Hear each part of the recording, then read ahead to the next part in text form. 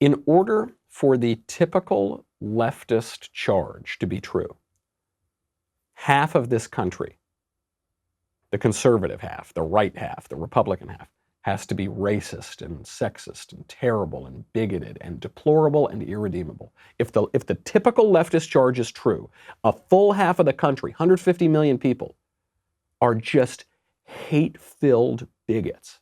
Right? Now, in order for the woke leftist charge to be true, the Oscars so white crowd, the Democrat candidates so white crowd, for their charge to be true, the whole country has to be bigoted and sexist and racist and terrible and hate black people and hate Hispanics and be motivated by just pure bile and vitriol. Does anybody think that that's true?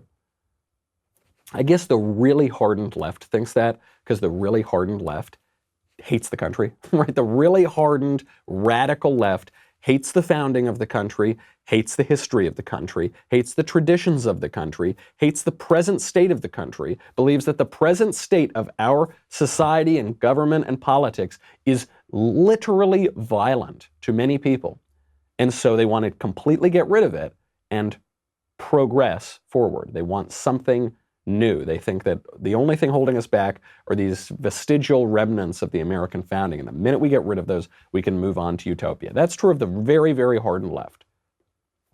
Everybody else, though, I don't think we really believe that all of our countrymen are terrible bigots. I certainly don't.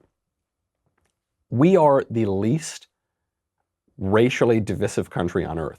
We're pretty much the only country on earth where you can't be a racist, right? Go to Europe, go to Asia, go to India, go anywhere else in the world. People are much more conscious of race and much more divided on race than we are in the United States. That's a lovely thing. We should be happy about that. We should say, hey, good job, everybody. Good job, America. But that's not what the very, very hardened left wants to do. And it's easy to take some shots at Democrats and the left for their racial hypocrisy, and I'm more than happy to do it because they need to be called out on their hypocrisy on this issue and many others. But it's not because I want to accuse them and make them feel terrible and have them admit they're all terrible racists. I want them to admit that we're doing fine. We're doing just fine. We have relatively excellent racial relations in the country. Obviously, we have wonderful gender relations. You know, they say that we'll never have a gender war because everybody's sleeping with the enemy. So I'm not terribly worried about that, rather, because things seem to be going fine on that front as well. Until the left admits it. Until the left admits things are looking pretty good in the country. Until the left admits that the country that they say is hopelessly bigoted elected a black guy last time. Until they admit that the Academy has given plenty of awards to racial minorities and plenty of awards to women.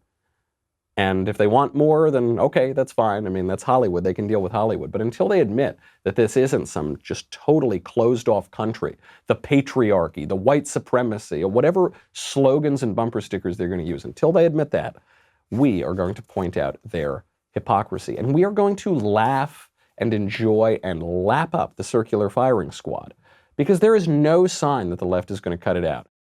If you enjoyed that break from the disinformation, the historical revision, and the screaming about the end of the world, be sure to hit the subscribe button so you never miss another video.